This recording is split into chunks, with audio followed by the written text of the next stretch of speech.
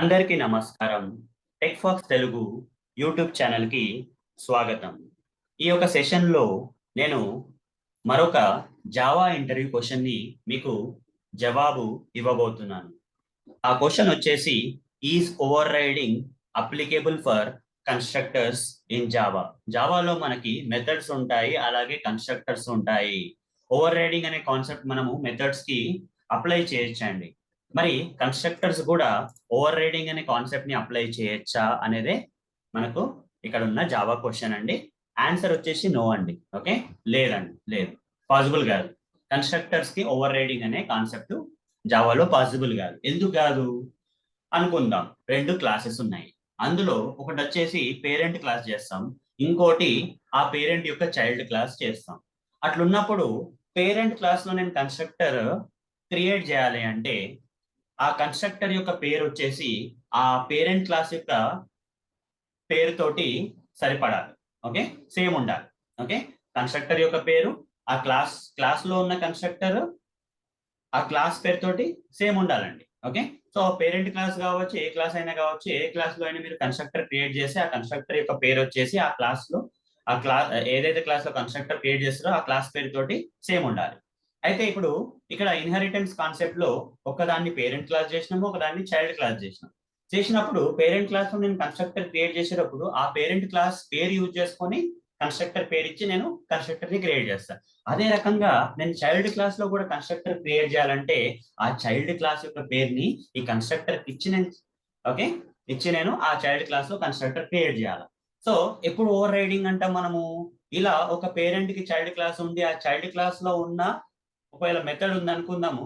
ఆ మెథడ్ పేరు వచ్చేసి పేరెంట్ క్లాస్ ఉన్న మెథడ్ పేరుకి సేమ్ ఉంటే అండ్ దాని యొక్క రిటర్న్ టైప్ సేమ్ ఉంటే దాని పారామీటర్స్ డేటా టైప్స్ అన్ని సేమ్ ఉంటే అప్పుడు చైల్డ్ క్లాస్ లో ఉన్న మెథడ్ ని అది డూప్లికేట్ కాపీ కాబట్టి పేరెంట్ క్లాస్ లో ఉన్న మెథడ్ కి డూప్లికేట్ కాపీ కాబట్టి చైల్డ్ క్లాస్ లో ఉన్న మెథడ్ ని ఓవర్ రిటర్న్ మెథడ్ అని పిలుస్తాం.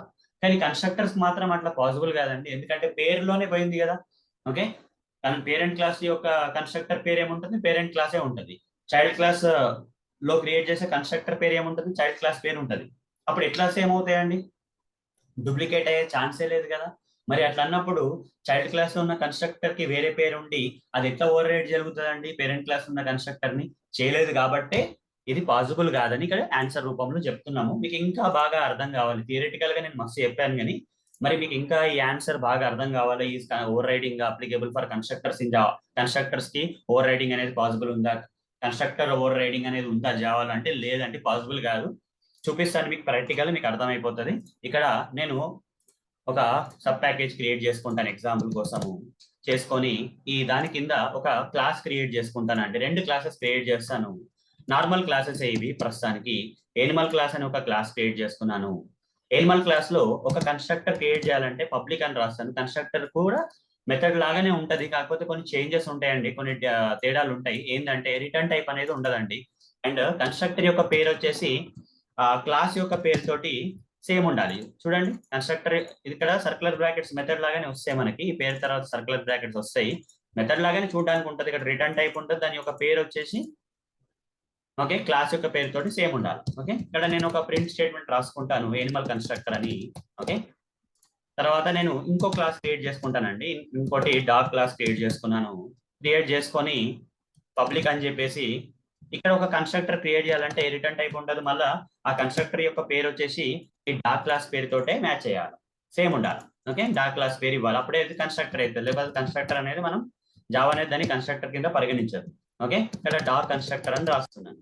ఇప్పుడు చెప్పండి, ఎక్కడైనా మనకి దీనికి దీనికి పోలికలు ఉన్నాయా అంటే లేవండి. ఎందుకంటే కన్స్ట్రక్టర్ యొక్క పేరు వచ్చేసి క్లాస్ పేరే ఉండాలి కాబట్టి ఇక్కడేమో ఎనిమల్ పేరు ఉంది, ఇక్కడేమో డాగ్ పేరు ఉంది. సేమ్ ఉంటేనేమో ఇది duplicate constructor of the parent class constructor అని చెప్పేవాళ్ళం.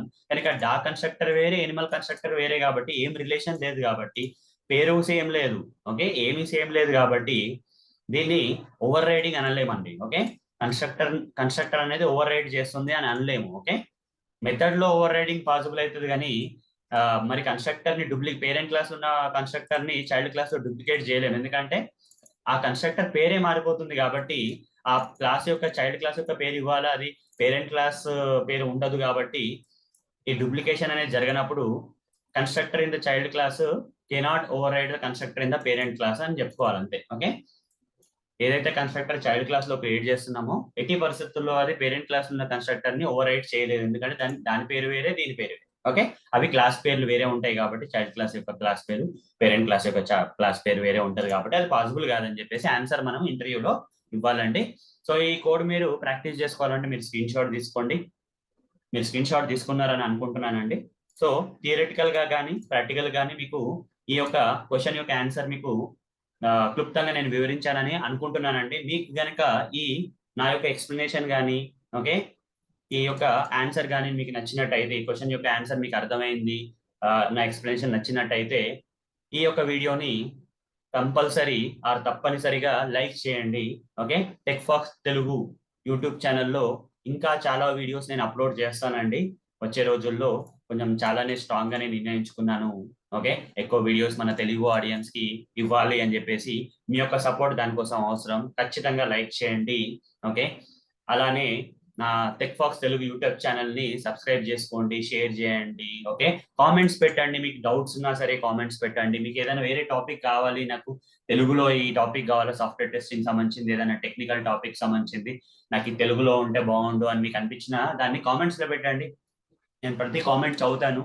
ఓకే, నేను మీకు రెస్పాండ్ అవుతాను, ఏదో విధంగా మీకు అది కాంట్రిబ్యూట్ చేస్తాను ఇందులో ఛానల్లో. ఓకే, మీ నుంచి కూడా కొంచెం కృషి ఉండాలండి. ఏం కావాలని, మీరు ఏం కావాలని కోరుకుంటున్నారని నాకు తెలియజేస్తే కామెంట్స్ రూపంలో కానీ తెలియజేస్తే నేను ఖచ్చితంగా దాని మీద పనిచేసి టైం తీసుకొని పనిచేసి మీకు అప్లోడ్ చేస్తూ ఉంటాను వీడియోస్. ఓకే, మీ సపోర్ట్ కూడా చాలా అవసరం. ఎవరో లైక్ చేయడం వల్ల ఈ వీడియోస్ మీ వరకు వచ్చినాయండి. మీరు లైక్ చేస్తే ఇంకో చాలా మందికి ఈ వీడియోస్ అనేవి వెళ్తాయి. అలా చేయడం వల్ల చాలా మందికి హెల్ప్ చేసిన వాళ్ళు అవుతారు. మనీ ఏం ఖర్చు అవ్వదండి, పైసలు ఏం ఖర్చు అవ్వవు. అట్ సేమ్ టైం నన్ను ఎంకరేజ్ చేసిన వాళ్ళు కూడా అవుతారు. మీరు ఎంత ఎంకరేజ్ చేస్తే అంత మోటివేషన్ తోటి ఇంకా ఎక్కువ కోర్సెస్, ఇంకా ఎక్కువ వీడియోస్ నేను ఈ టెక్నికల్ టాపిక్స్ మీద, సాఫ్ట్వేర్ టెస్టింగ్ కాన్సెప్ట్ మీద, ఇంకా చాలా టెక్నాలజీ టాపిక్స్ మీద మీకు తెలుగులో నేను మీకు అందించడానికి నేను రెడీగా ఉన్నానండి. మీ యొక్క సపోర్ట్ ఆలస్యం అండి. ఖచ్చితంగా మాత్రం లైక్ చేయండి. ధన్యవాదాలు అండి. వచ్చే సెషన్ లో కలుద్దాం. బాయ్.